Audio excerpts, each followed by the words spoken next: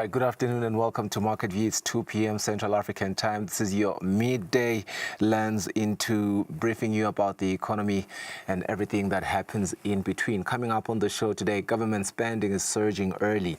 Eswatini's Q1 budget execution shows over 3.6 billion emalangeni that's already been spent. Now, there's key ministries like Public Works and Transport that are using up nearly half of their full-year allocations in just 3 months. Is this smart fiscal planning or a red flag for the quarters ahead? Now, we want to unpack what is driving these numbers, which ministries are overshooting, and exactly whether this pace threatens long-term budget stability. Our economist, Sanele Sibia, is going to join us for a sharp insight on what it all means for Eswatini's economy. So stay with us for that, but for now, we kickstart the show with our business news.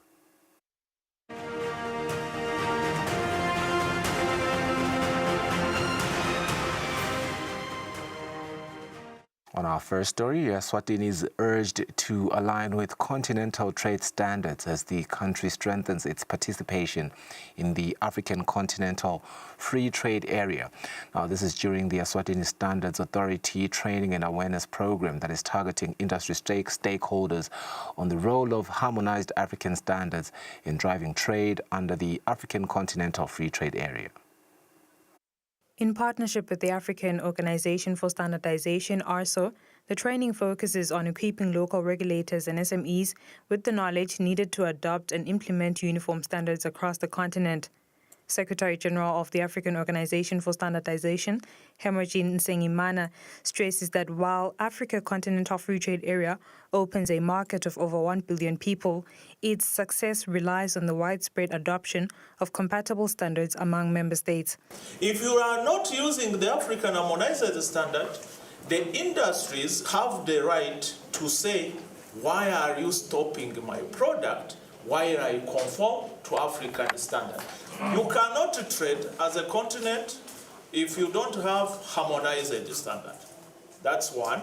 If you don't have equivalence in technical regulation, if there is no acceptability of the results, the test results. Principal Secretary in the Ministry of Commerce, Industry and Trade, Melus Masuku, says Eswatini's alignment with international and regional standards boosts the credibility of domestic products in global markets, although there is a need to close critical gaps to create a level ground for businesses to trade efficiently. In line with our broader quality agenda, Eswatini is developing a national product certification scheme known as Ingelo.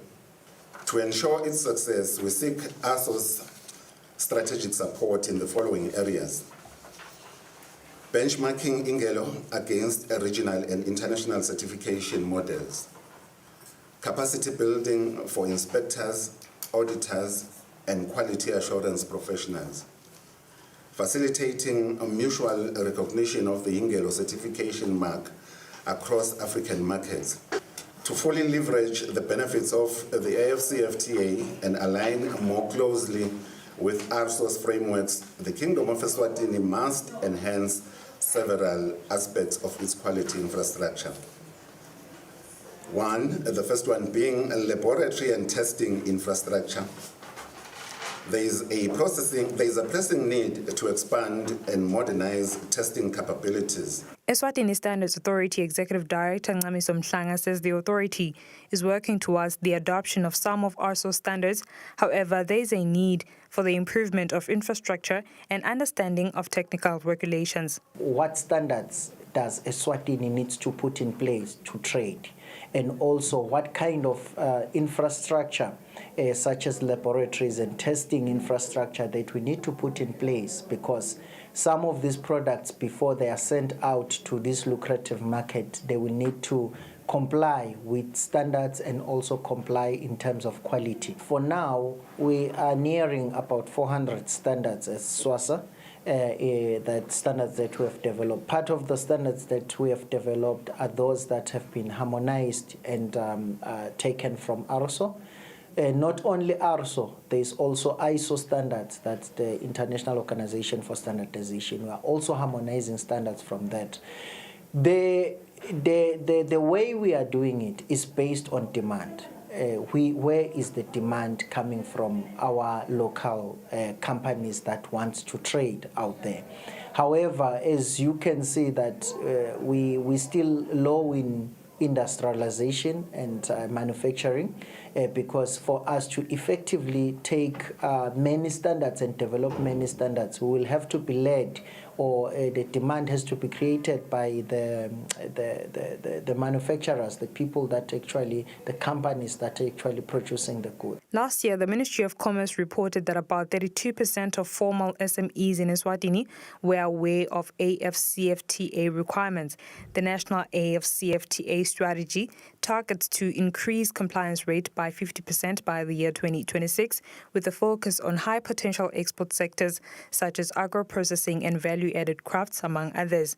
For Market View, Eswatini Vumingosinzinisa and Derek Msibi, Ezulwini. Contractors have identified cost overruns, erratic bidding, and inexperienced estimation as core barriers to competitive growth for small-scale contractors.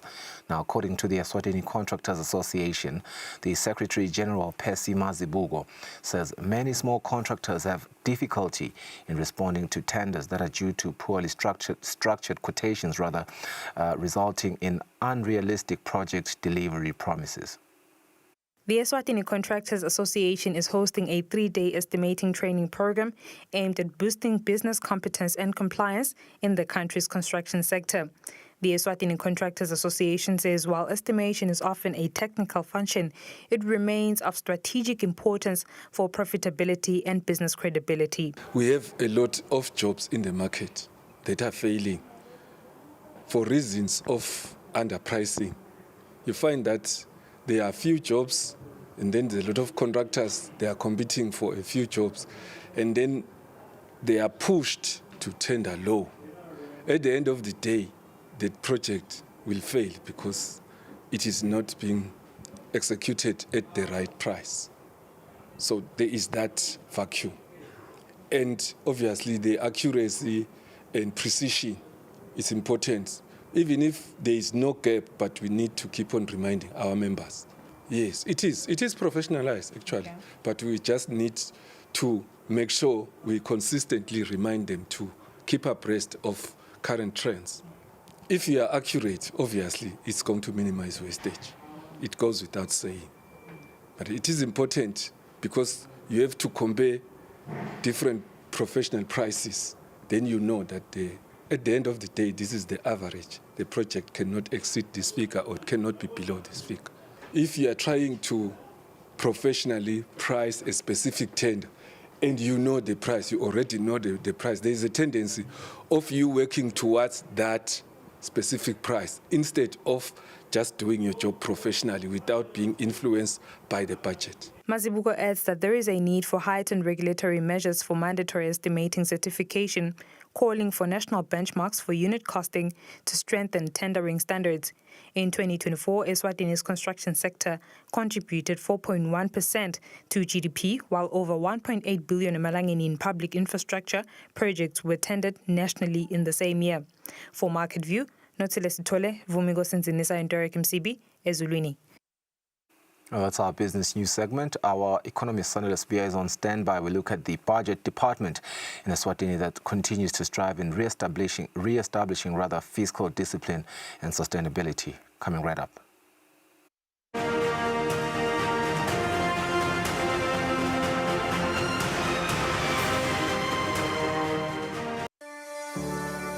Eswatini TV has signed a code of conduct that is enforced by the Eswatini Communications Commission.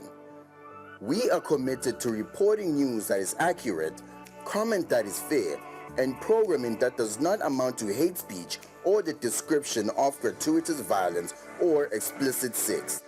For any complaints of our programming, please contact us on 2411-9600 or email info@eswatinitv.co.za.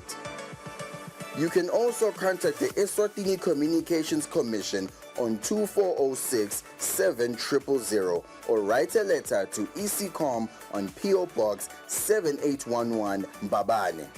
Email address is info@ecom.org.sz.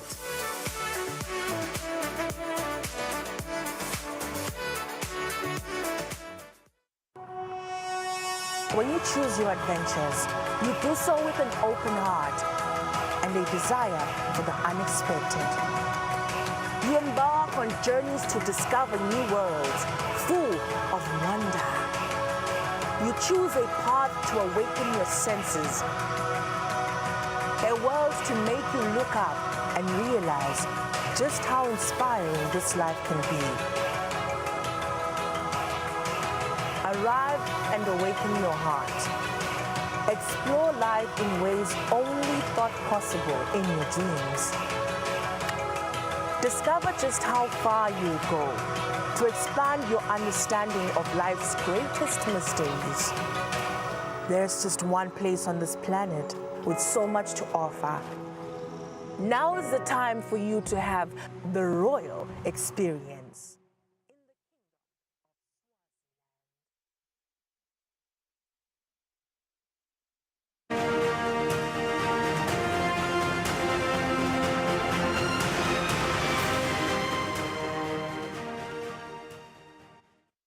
Welcome back. This is our live interview segment. We have Sanele Sbia who joins us virtually, and our conversation looks at the budget department, which is showing to strive in re-establishing fiscal discipline as well as sustainability. Now, of course, it remains key to microeconomic sustainability because in the first quarter, total recurrent spending amounted to 16%, which is 3.6 billion amalangeni of the overall annual budget. Now, this was what was expected in the first quarter, as the year usually starts at a slow pace. Sanele, good afternoon. Thank you so much for making time to join us. Let's understand what these numbers are telling us here. Of course, 3.6 billion amalangeni in quarter one, 16% of the full year budget. You know, on the surface, this tracks. I wonder, what are the deeper signals here? Healthy execution or a warning shot for tighter quarters looking ahead? But good morning, good afternoon, Mr. Ngumelo. Yes, when you look at the numbers, they are a bit, say, concerning, because what we'd expect with Q1 when you have a healthy burn rate of your budget or a healthy execution rate of your budget, you should be at more or less at 25% on average, you know. So even if when you look at recurring expenditures, if recurring expenditures are not even close to the 25% mark, then it just does show that there are a bit of hiccups probably with the execution of the budget, because you do expect those ones to be at 25%. But it could also be an issue of the alignment, Mr. Ngumalo. Probably most of the expenses are to be incurred probably in later months. So what we needed to see in order to have a full understanding and a full appreciation is, you know, the expenditure expectations versus the actual burn rates, not just the macro level data there, so that we know that we are well on course. Because when you look at certain other ministries, you'll realize that there is public works and transport. Overall, they are at now 49%. That means they've already exhausted half their budget.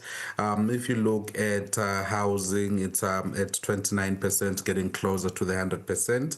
But it's that mixed picture. You would expect overall to be sitting around 25%, Mr. Ngumalo, but the fact that we are lagging behind shows that we might not be executing as well as we should be.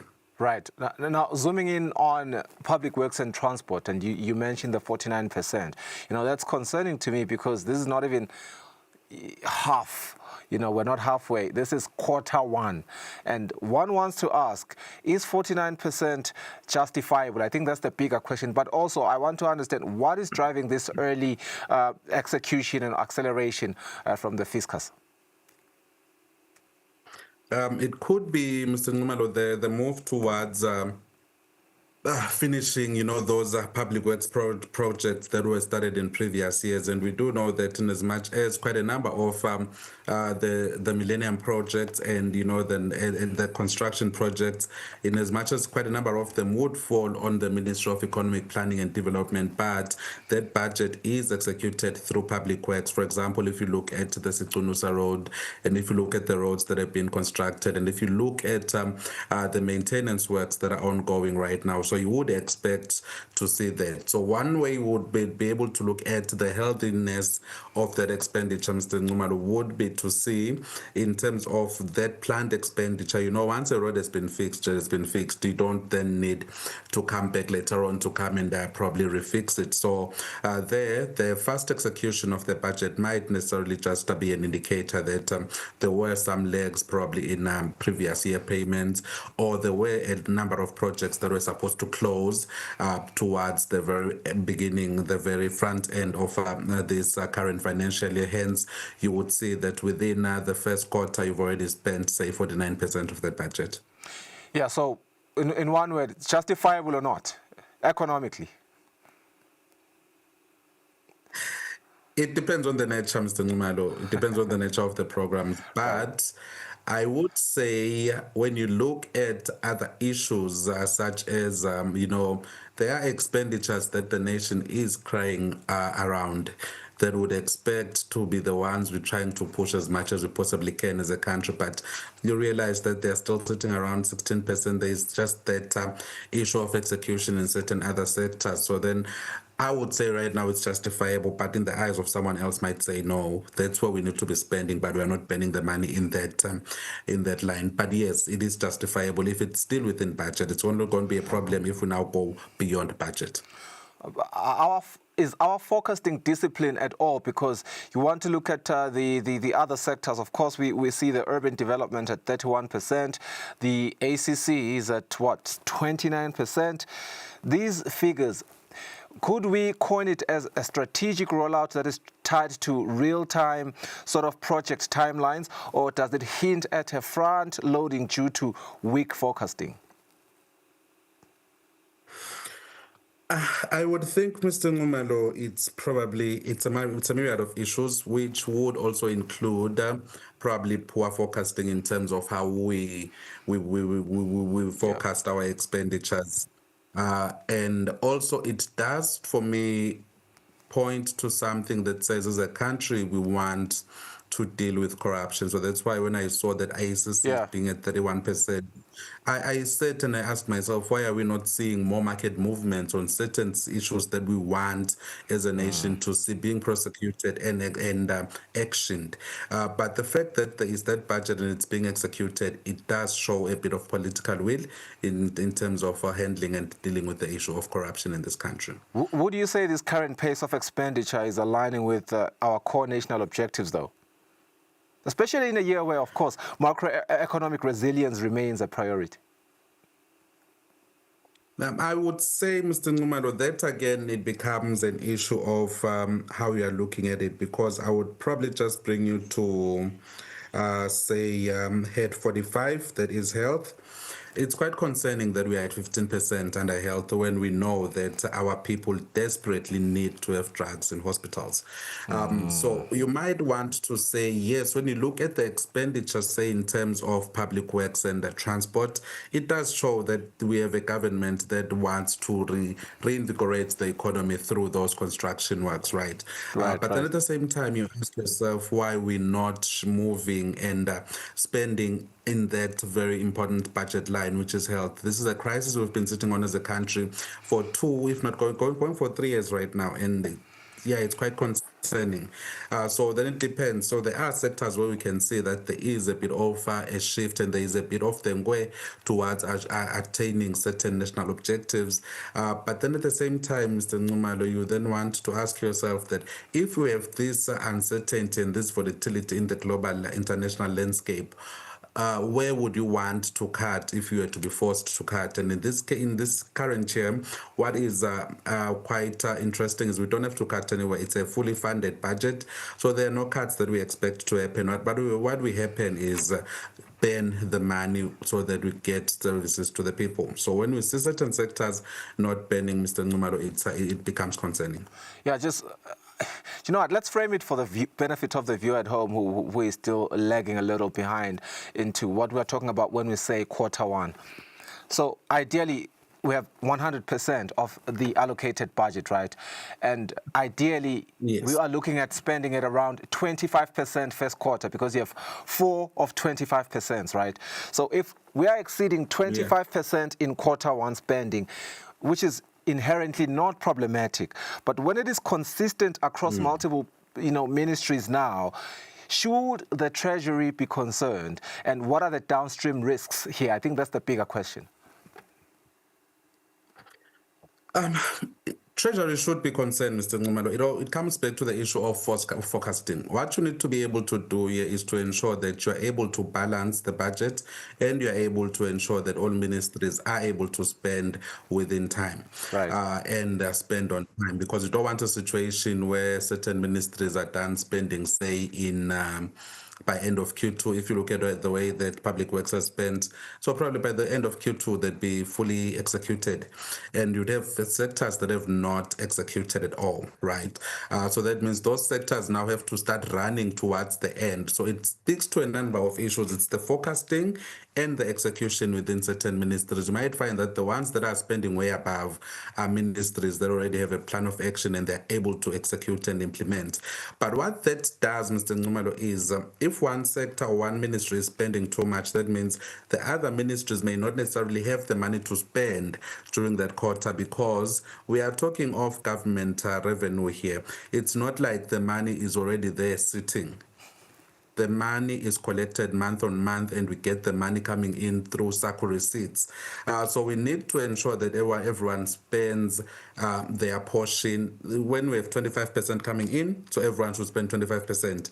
So that's how we need to have the planning and the spread of activities being implemented. So we do hope that with the IFMIS UMSEBE project that's being implemented to help the finance ministry come up with better forecasting and also understanding of when activities are supposed to fall, we will be able to rein this irregularity in. I'm using the word irregularity loosely, because what you want to do is you have 25% of the money coming in, and that 25% should be spread across ministries, and all ministries ought to have spent 25% by now. Mr. Spear, thank you for your time, but you're not going anywhere. We also have you on our market analysis a little later from now. We're just hoping that this expenditure doesn't blow past, before quarter four. Sandra Spear joins us on our market analysis shortly.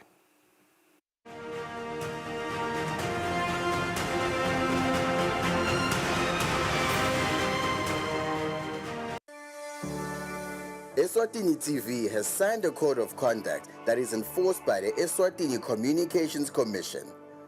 We are committed to reporting news that is accurate, comment that is fair, and programming that does not amount to hate speech or the description of gratuitous violence or explicit sex.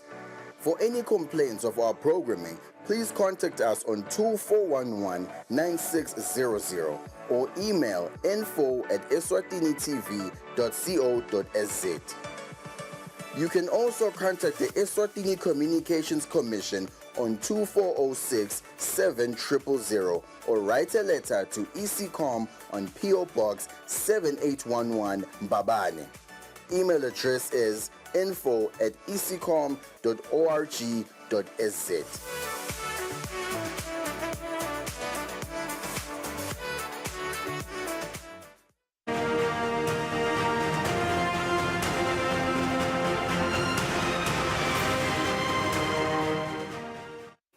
Mr. Spear, with look at our time, I give you the floor now to tell the viewer what is happening in our market analysis.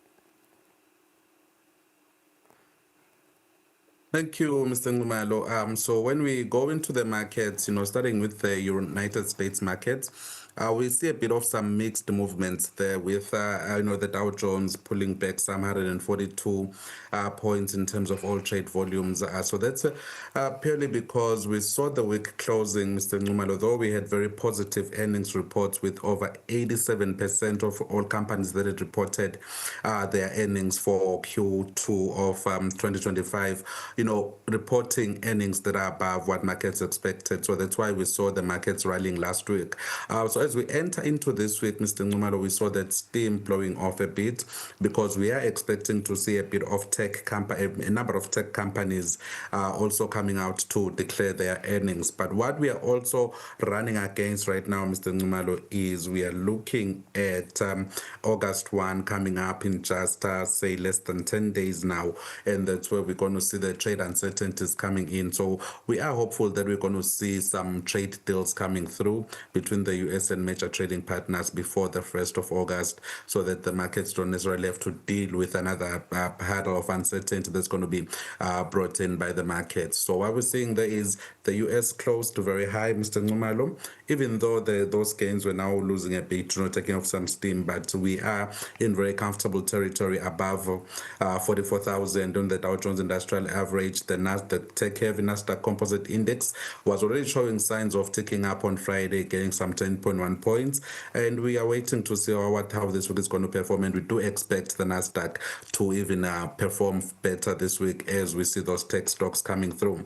And the S&P 500 remains comfortable at around 6.2 in terms of overall trade volume. So when you go into Europe, Mr. Ngumalo, we see in London, the FTSE 100 has actually broken that 8,900 mark, and it seems to be maintaining that momentum. Remember last week, it's broke that just for a couple of minutes, but right now it seems today it's holding on, trading above 8,983 in terms of all trade volumes. And we know that in London there is a bit of some calm because there is a trade deal between the US and the UK.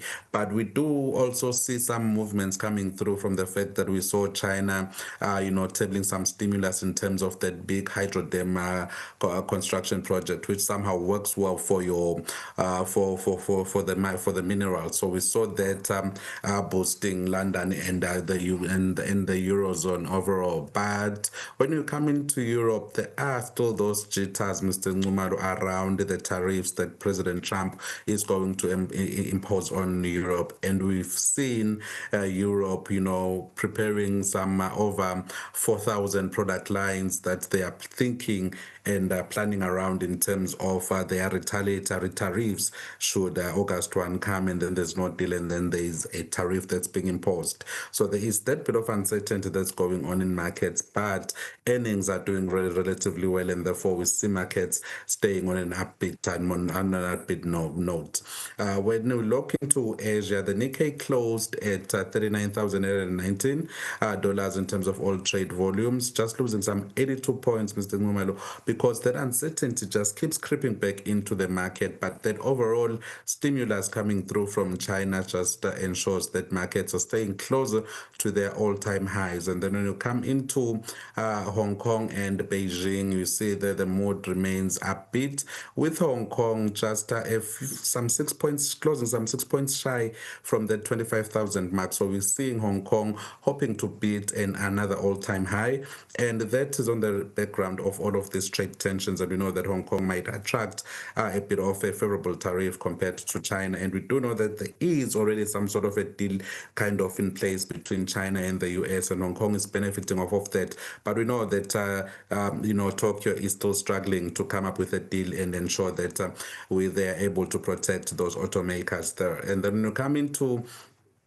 the Johannesburg Stock Exchange, that rise in metals supported by the China stimulus package has actually improved the Johannesburg Stock Exchange. We're seeing it rallying back to that 98,000 mark. And, we're coming back to the conversation of whether we're going to see the Johannesburg Stock Exchange break that 100,000 mark in its 100-year history. So we're hoping that's going to happen sooner or later, depending on how August 1 goes and what the tariff story is going to be.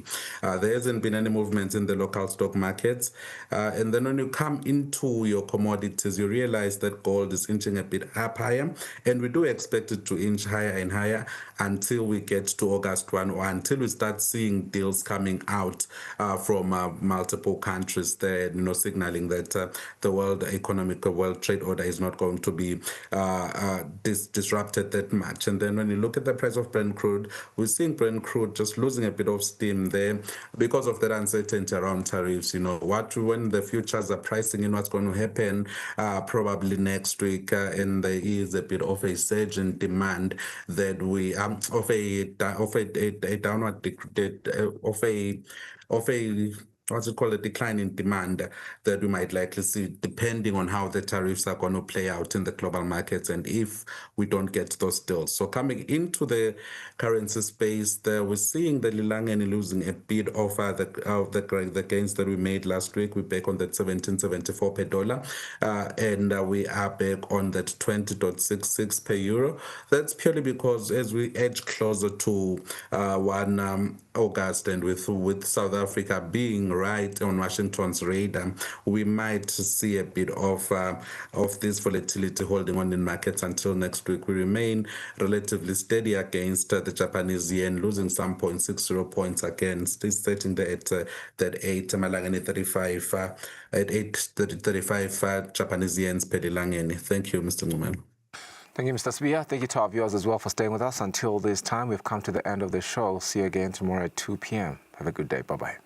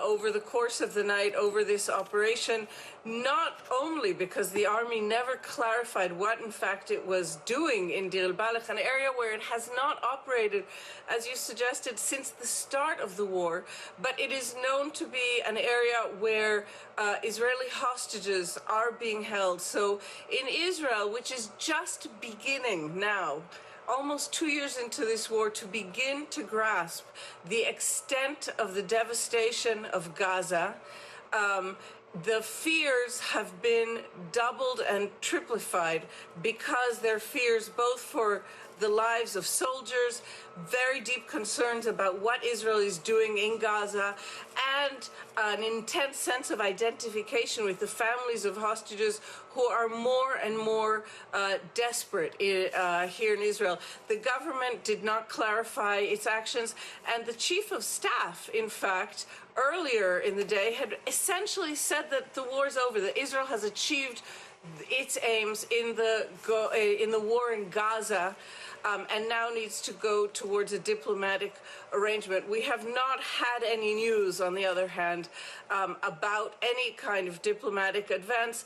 And again, there is increasing concern in Israel, increasingly publicly articulated, that the Prime Minister is helping to drag out the discussions in Doha, any ceasefire discussions, until the Israeli parliament goes into its summer recess in about a week, and his hold on power will be safer. Noga Tarnopolsky there reporting from Jerusalem. In Bangladesh, at least 16 people were killed after an Air Force training aircraft crashed into a school in Dhaka. Dozens more were hurt when that plane went down on Milestone School and College in Dhaka's Uttara neighborhood, where students were taking tests or attending regular classes. France's foreign minister is in Ukraine today and tomorrow, where he's already met with the Ukrainian President Volodymyr Zelensky. Jean-Noël Barrot's visit comes as Ukraine's reeling from a night that saw one of the largest Russian drone and missile barrages in weeks, and just days after the EU passed its 18th sanctions package against Russia. We're going to talk about this now with Doug Herbert, who joins me on the set. Doug, the French foreign minister, is in Kyiv just hours after the latest intense strikes from Russia on Ukraine. We're going to talk about that in just a minute, but first let's hear from Jean-Noël Barrot. France has been instrumental in the efforts to launch deep precision strikes on Russian war's machine. The package of sanctions the EU adopted last Thursday is by far the harshest of the past 3 years. Yet there is a simple way for all this to stop, a very simple one. Press Vladimir Putin to cease fire and enter into peace negotiation. Press him now. Those strong words there from the French foreign minister in Kyiv. Doug, is Jean-Noël Barrot trying to send a message to Vladimir Putin with all of this? Well, look, it's the same message that all the European visitors and other visitors to Volodymyr Zelensky have been trying to send. This message of solidarity, the message we're all too familiar with, that the Allies are with Ukraine as long as it takes. Yet you see what's happening on the ground and in the skies. As you said, this was the latest in what has been an intensifying campaign of, as the Ukrainian officials see it, aerial terror. That's how they call it. That is drone and missile barrages, which are increasing sometimes in frequency, but also in scope. The Institute for the Study of War has reported German and Ukrainian officials saying that Russia has been stepping up its production of these Shahed-style, these originally Ukrainian-produced types of drones, both their development and production. They're now making them in Russia. And we know that in some cases, they've been having these, barrages, including hundreds of swarms of drones, also laced with missiles a lot of the time, whether Iskander or Kinjal missiles, ballistic, hypersonic. And what we're seeing is hundreds of them, literally. This latest barrage was over 400 drones in a night. And what the Institute for the Study of War is reporting, based on the German and Ukrainian officials studying the growth patterns in Russia's drone usage and production, is that by November of this year, November, so what are we talking about? 4 months from now, really, there could be up to 2,000 drones in these package attacks of missiles and drone barrages overnight in a single night, up to 2,000 in a single night by November. So that's 4 months off.